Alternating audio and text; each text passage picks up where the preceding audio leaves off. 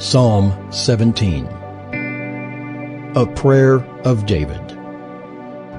Hear a just cause, O Lord. Attend to my cry. Give ear to my prayer from lips free of deceit. From your presence let my vindication come. Let your eyes behold the right. You have tried my heart. You have visited me by night. You have tested me, and you will find nothing. I have purposed that my mouth will not transgress. With regard to the works of man, by the word of your lips, I have avoided the ways of the violent. My steps have held fast to your paths. My feet have not slipped. I call upon you, for you will answer me, O God. Incline your ear to me. Hear my words. Wondrously show your steadfast love, O Savior of those who seek refuge from their adversaries at your right hand. Keep me as the apple of your eye. Hide me in the shadow of your wings. From the wicked who do me violence, my deadly enemies who surround me. They close their hearts to pity. With their mouths they speak arrogantly. They have now surrounded our steps. They set their eyes to cast us to the ground. He is like a lion eager to tear, as a young lion lurking in ambush. Arise, O Lord, confront him, subdue him. Deliver my soul from the wicked by your sword, from men by your hand. O Lord, from men of the world whose portion is in this life. You fill their womb with treasure. They are satisfied with children, and they leave their abundance to their infants. As for me, I shall behold your face in righteousness. When I awake, I shall be satisfied with your likeness. Matthew 17. And after 6 days Jesus took with him Peter and James and John his brother, and led them up a high mountain by themselves. And he was transfigured before them, and his face shone like the sun, and his clothes became white as light. And behold, there appeared to them Moses and Elijah talking with him. And Peter said to Jesus, Lord, it is good that we are here. If you wish, I will make 3 tents here, one for you, one for Moses, and one for Elijah. He was still speaking when, behold, a bright cloud overshadowed them, and a voice from the cloud said, This is my beloved Son, with whom I am well pleased. Listen to him. When the disciples heard this, they fell on their faces and were terrified. But Jesus came and touched them, saying, Rise, and have no fear. And when they lifted up their eyes, they saw no one but Jesus only. And as they were coming down the mountain, Jesus commanded them, Tell no one the vision until the Son of Man is raised from the dead. And the disciples asked him, Then why do the scribes say that first Elijah must come? He answered, Elijah does come, and he will restore all things. But I tell you that Elijah has already come, and they did not recognize him, but did to him whatever they pleased. So also the Son of Man will certainly suffer at their hands. Then the disciples understood that he was speaking to them of John the Baptist. And when they came to the crowd, a man came up to him and, kneeling before him, said, Lord, have mercy on my son, for he is an epileptic, and he suffers terribly. For often he falls into the fire, and often into the water. And I brought him to your disciples, and they could not heal him. And Jesus answered, O faithless and twisted generation, how long am I to be with you? How long am I to bear with you? Bring him here to me. And Jesus rebuked the demon, and it came out of him, and the boy was healed instantly. Then the disciples came to Jesus privately and said, Why could we not cast him out? He said to them, Because of your little faith. For truly I say to you, if you have faith like a grain of mustard seed, you will say to this mountain, Move from here to there, and it will move, and nothing will be impossible for you. As they were gathering in Galilee, Jesus said to them, The Son of Man is about to be delivered into the hands of men, and they will kill him, and he will be raised on the 3rd day. And they were greatly distressed. When they came to Capernaum, the the collectors of the two-drachma tax went up to Peter and said, "Does your teacher not pay the tax?" He said, "Yes." And when he came into the house, Jesus spoke to him first, saying, What do you think, Simon? From whom do kings of the earth take toll or tax? From their sons or from others? And when he said, From others? Jesus said to him, Then the sons are free. However, not to give offense to them, go to the sea and cast a hook and take the first fish that comes up. And when you open its mouth, you will find a shekel. Take that and give it to them for me and for yourself. Genesis 33. And Jacob lifted up his eyes and looked, and behold, Esau was coming, and 400 men with him. So he divided the children among Leah and Rachel and the 2 female servants. And he put the servants with their children in front, then Leah with her children, and Rachel and Joseph last of all. He himself went on before them, bowing himself to the ground 7 times, until he came near to his brother. But Esau ran to meet him, and embraced him, and fell on his neck, and kissed him, and they wept. And when Esau lifted up his eyes, and saw the women and children, he said, "Who are these with you?" Jacob said, The children whom God has graciously given your servant. Then the servants drew near, they and their children, and bowed down.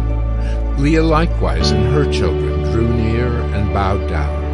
And last, Joseph and Rachel drew near, and they bowed down. Esau said, "What do you mean by all this company that I met?" Jacob answered, To find favor in the sight of my Lord. But Esau said, "I have enough, my brother. Keep what you have for yourself." Jacob said, No, please. If I have found favor in your sight, then accept my present from my hand. For I have seen your face, which is like seeing the face of God, and you have accepted me. Please, accept my blessing that is brought to you, because God has dealt graciously with me, and because I have enough. Thus he urged him, and he took it. Then Esau said, "Let us journey on our way, and I will go ahead of you." But Jacob said to him, My Lord knows that the children are frail, and that the nursing flocks and herds are a care to me. If they are driven hard for 1 day, all the flocks will die. Let my Lord pass on ahead of his servant, and I will lead on slowly, at the pace of the livestock that are ahead of me, and at the pace of the children, until I come to my Lord in Seir. So Esau said, "Let me leave with you some of the people who are with me." But he said, What need is there? Let me find favor in the sight of my Lord. So Esau returned that day on his way to Seir. But Jacob journeyed to Succoth, and built himself a house, and made booths for his livestock. Therefore the name of the place is called Succoth. And Jacob came safely to the city of Shechem, which is in the land of Canaan, on his way from Paddan Aram, and he camped before the city. And from the sons of Hamor, Shechem's father, he bought for 100 pieces of money the piece of land on which he had pitched his tent. There he erected an altar and called it El Elohe Israel. Genesis 34. Now Dinah, the daughter of Leah, whom she had borne to Jacob, went out to see the women of the land. And when Shechem, the son of Hamor the Hivite, the prince of the land, saw her, he seized her, and lay with her, and humiliated her. And his soul was drawn to Dinah, the daughter of Jacob. He loved the young woman, and spoke tenderly to her. So Shechem spoke to his father Hamor, saying, Get me this girl for my wife. Now Jacob heard that he had defiled his daughter Dinah, but his sons were with his livestock in the field. So Jacob held his peace until they came. And Hamor, the father of Shechem, went out to Jacob to speak with him. The sons of Jacob had come in from the field as soon as they heard of it, and the men were indignant and very angry, because he had done an outrageous thing in Israel by lying with Jacob's daughter, for such a thing must not be done. But Hamor spoke with them, saying, The soul of my son Shechem longs for your daughter. Please give her to him to be his wife. Make marriages with us. Give your daughters to us, and take our daughters for yourselves. You shall dwell with us. The land shall be open to you. Dwell and trade in it, and get property in it. Shechem also said to her father and to her brothers, Let me find favor in your eyes, and whatever you say to me I will give. Ask me for as great a bride price and gift as you will, and I will give whatever you say to me. Only give me the young woman to be my wife. The sons of Jacob answered Shechem and his father Hamor deceitfully, because he had defiled their sister Dinah. They said to them, We cannot do this thing to give our sister to one who is uncircumcised, for that would be a disgrace to us.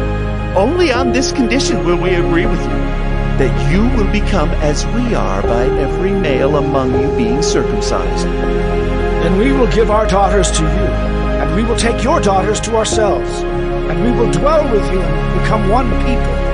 But if you will not listen to us and be circumcised, then we will take our daughter, and we will be gone. Their words pleased Hamor and Hamor's son Shechem. The young man did not delay to do the thing, because he delighted in Jacob's daughter.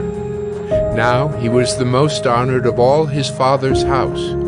So Hamor and his son Shechem came to the gate of their city, and spoke to the men of their city, saying, These men are at peace with us.